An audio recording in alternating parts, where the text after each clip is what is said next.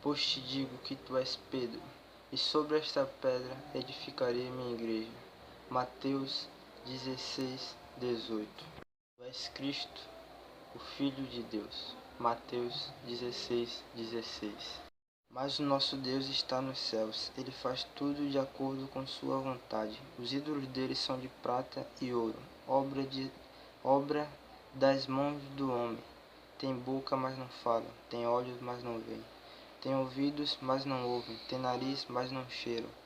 Tem mãos, mas não apalpam, tem pés, mas não andam, nem som algum lhes sai da garganta. Tornam-se semelhante a eles, aqueles que o fazem e todos que nele confiam.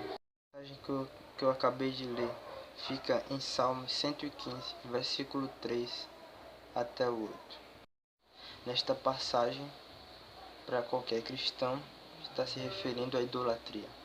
Até para um católico, ele acha que isso aqui, acredita que isso aqui está se referindo à idolatria, ou seja, a culto a outros deuses, feita em imagens de escultura. E passaram que o culto que fazem as imagens não são as imagens, mas sim que aquilo é uma veneração à pessoa que é representada na imagem. Nunca vão usar o termo idolatria nos seus cultos. Você é católico, provavelmente deve entender que só o nome de Jesus salva. E provavelmente os padres já lhe passaram isso. Sim, diz o Senhor, o céu é o meu trono e a terra é estrado dos meus pés. Que casa edificareis para mim? Qual é o lugar do meu descanso? A minha mão fez todas essas coisas, e assim todas elas vieram a existir.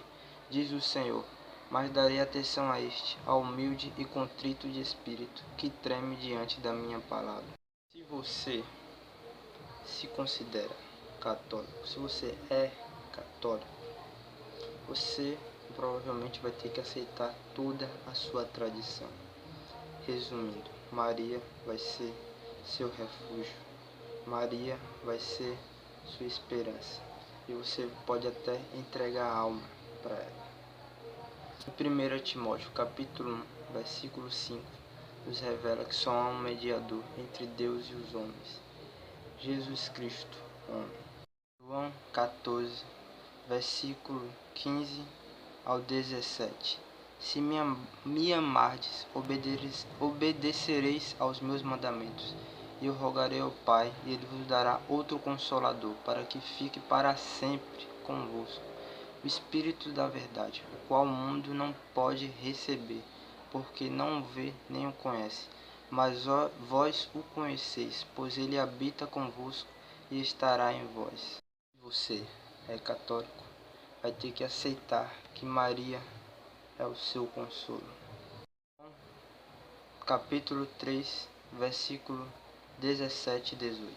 Pois Deus enviou o seu Filho ao mundo, não para que julgasse o mundo, mas para que o mundo fosse salvo por meio dele.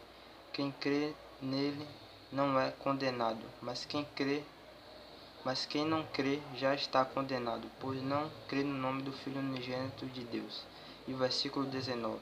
E o julgamento é este: a luz veio ao mundo, e os homens amaram as trevas em lugar da luz, pois suas obras eram más. Se você é católico, vão dizer para você que fora da sua igreja não há salvação. Ou seja, já é mais de um julgamento. Não é mais o julgamento bíblico. Jeremias 7, versículo 22 e 23. Pois quando tirei vossos pais da terra do Egito, não lhes falei nem lhes ordenei coisa alguma acerca de holocaustos ou sacrifícios, mas lhes ordenei isto: dai ouvidos à minha voz, e eu serei o vosso Deus, e vós sereis o meu povo. Andai em todo o caminho que eu vos ordenar, para que vos corra tudo bem. Não é diferente. Muita festa, muitos sacrifícios, muitas ofertas, muitas missas, muitos cultos específicos, mas pouca obediência, pouco conhecimento, pouca mudança, muita honraria a homens de Deus, a apóstolos, a profetas, a pessoas que eles consideram santos, desde sendo ícones da própria igreja, mas pouca mudança interior, que é o que Deus realmente se agrada. Não era mais os holocaustos, não eram mais os sacrifícios, mas era a mudança, era a obediência. Isso vale para o protestantismo, isso vale para o catolicismo. É muitas festas, é muitas coisas específicas que fazem, e até doutrinas fora da palavra, mas é pouca obediência, é pouca mudança. Em 1 Coríntios 3, versículo 21, quando Paulo diz: portanto, ninguém se glorie nos homens, a gente entende que ele não quer, ele nunca quis que cultuassem a ele, ele nunca quis um culto antropocêntrico, onde o foco fosse gloriar o homem. Ele sim queria que imitassem ele, pois ele imitava a Cristo. Ele dizia para imitar os apóstolos, assim como os apóstolos imitavam a Cristo. Ou seja, o que ele realmente queria era a mudança, e não a simbologia, que era tipo erguer uma imagem e dizer que ele fez isso. Não, ele queria realmente era a mudança das pessoas. A mudança, a primeira mudança provada no arrependimento, e a segunda é a fé, que também se manifesta nas obras da pessoa. Hebreus 10, versículo 38 diz: mas o meu justo viverá da fé, se recuar, a minha alma não se agrada dele. Mas em 2 Tiago, versículo 17 diz: assim também a fé por si mesma é morta, se não tiver obras. Então, que a fé é demonstrada através de nossas obras, nossas boas obras. Isso se encaixa com o que Jesus disse: pode a árvore boa dar maus frutos, ou a árvore ruim dar bons frutos, mas a árvore boa dá bons frutos, e a árvore mau dá maus frutos. Cristãos vem do grego, que significa pequenos cristos. Em Filipenses 3, versículo 17, Paulo diz na carta aos Filipenses: irmãos, sede meus imitadores e prestai atenção nos que andam conforme o exemplo que tem de nós.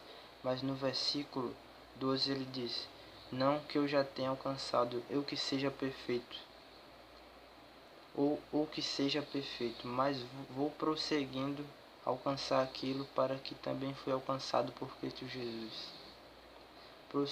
No versículo 14 ele diz: prossigo para o alvo pelo prêmio do chamado celestial de Deus em Cristo Jesus. Por isso, todos os que somos aperfeiçoados, tenhamos esse mesmo modo de pensar. E, se em alguma coisa pensar de outro modo, Deus também nos revelará isso, mas prossigamos na medida da perfeição que já atingimos. Paulo buscava a pátria celestial, que é o verdadeiro lar que nós temos que morar, que Deus quer que nós moremos. E por isso que seguimos Jesus, caminho, verdade e vida.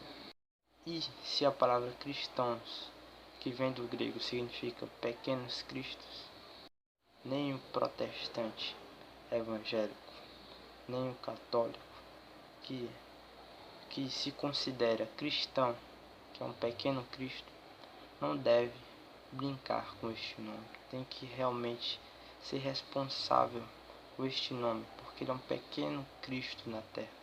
Ou seja, ele também deve demonstrar isso através das obras dele e através da mudança. Palavra para os evangélicos e para os católicos. Filipenses 2, versículo 15. Para que vos torneis filhos de Deus, irrepreensíveis, sinceros e íntegros, no meio de uma geração corrupta e perversa, na qual resplandeceis como luminares no mundo. Como pequenos cristos ou cristãos, devemos realmente ser essa palavra, para que tenhamos a confiança que Paulo demonstra em Filipenses 1, capítulo 1, versículo 21. Pois para mim o viver é Cristo e o morrer é lucro. Sejamos também livres, como diz aqui em Gálatas 5, versículo 1. Para a liberdade foi que Cristo nos libertou, portanto permanecei firmes, e não vos sujeitei novamente a um jugo de escravidão. Não se sujeite a um jugo religioso, que só através dessa religião você é salvo, porque há um só nome em que somos salvos. 1 Tiago fala que a religião é vã se você não refreia a sua língua. E também fala que a religião pura e imaculada é cuidar dos órfãos e viúvas em suas dificuldades e não se corromper com este mundo. Portanto, tu não és mais escravo, mas filho. E se és filho, és também herdeiro por obra de Deus. No passado, quando não conhecieis a Deus, costumáveis servir aos que por natureza não são deuses. Gálatas capítulo 4, versículos 7 e 8. No versículo 10 diz: guardai dias, meses e anos. Resumindo essa passagem, fala que servíamos as coisas do mundo, servíamos ao que naturalmente não eram deuses, servíamos a cultura, servíamos a doutrinas, sendo que no versículo 9 diz: agora porém já conheceis a Deus, ou melhor, sendo conhecidos por ele, como podeis voltar para esses princípios elementares, fracos e pobres, ao qual de novo quereis servir? Guardais dias, meses, tempos e anos. Resumindo, Deus já nos tendo conhecido, pois somos filhos dele, a gente de algum modo quer voltar às práticas, querendo se justificar através das práticas que fazemos. Muitas doutrinas não bíblicas a gente tenta se justificar através delas, sendo que somos salvos pela graça, como diz em Efésios 2, versículo 8 ao 9. Cristo estando em nós, já somos filhos de Deus. Assim a gente ainda consegue de alguma forma voltar para os mitos, voltar pela justificação pela lei, voltar a justificação pelas práticas religiosas. A justiça de Deus se revela no Evangelho, de fé em fé, como está escrito: o justo viverá pela fé. Romanos 1, versículo 17. Então, tendo nós já conhecidos a graça de Deus, que nós não voltemos para as nossas práticas antigas, seja elas religiosas ou até os pecados que cometíamos antes. Finalizando, quando alguém rejeita a lei de Moisés, morre sem misericórdia pela palavra de 2 ou 3 testemunhas. Imaginai quanto mais castigo merecerá quem insultou o Filho de Deus e tratou como profano o sangue da aliança, pelo qual foi santificado, e afrontou o Espírito da graça. Pois conheceis que aquele que disse: minha é a vingança, eu retribuirei outra vez, o Senhor julgará o seu povo. Coisa terrível cair nas mãos do Deus vivo. Portanto, não voltemos mais às práticas antigas e devemos fazer realmente o que Cristo nos ensinou. É isso que eu passo para vocês, para que nós voltamos às raízes, aos primeiros cristãos, os primeiros apóstolos, os primeiros cristãos que mesmo em covas, mesmo em coliseus, cercados por leões, não negavam a sua fé. Morriam, mas não negavam a sua fé.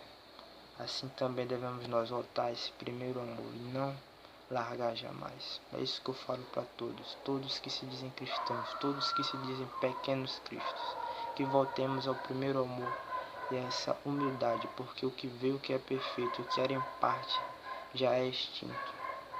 Essa é a minha mensagem, tanto pro católico, tanto pro evangélico. Na verdade é a mensagem de Deus, tanto pro católico, tanto pro evangélico. Essa mensagem que estava aqui presa, mas eu já passei para vocês. E como diz em 1 Coríntios, capítulo 13, você olhar lá pelos versículos, vê o que é perfeito, e quando vem o que é perfeito, o que era em parte será extinto. A lei era em parte, muitas profecias eram em parte, mas veio o que era perfeito. Cristo despiu-se da sua glória e veio até nós. Também diz que o amor é maior do que a profecia e é maior do que até mesmo a fé.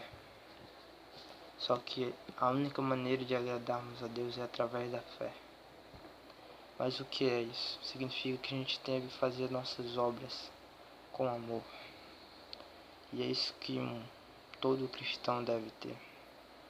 Pois assim como Deus, sendo santo, nos perdoou, nós somos sendo pecadores, não merecendo o seu perdão. Assim todo cristão também deve perdoar seu irmão. Assim como Jesus disse. Quando Pedro perguntou quantas vezes devia perdoar seu irmão, Jesus disse que era 70 vezes 7 que devíamos perdoar o nosso irmão quando ele pecasse contra nós. Ou seja, essa humildade, esse amor que todos nós devemos ter. Isso foi revelado. 1 Coríntios 13, versículo 12. Porque agora vemos como por um espelho, de modo obscuro, mas depois veremos face a face. Agora conheço em parte, mas depois conhecerei plenamente, assim como também sou plenamente conhecido. Não é à toa os mandamentos que Jesus entregou a nós. Se você é cristão, já deve saber. Tanto que no versículo 13 diz: portanto, agora permanece estes três: a fé, a esperança e o amor. Mas o maior deles é o amor. Com essa palavra que eu encerro, que a paz de Yeshua, a paz de Jesus esteja com você, com sua família.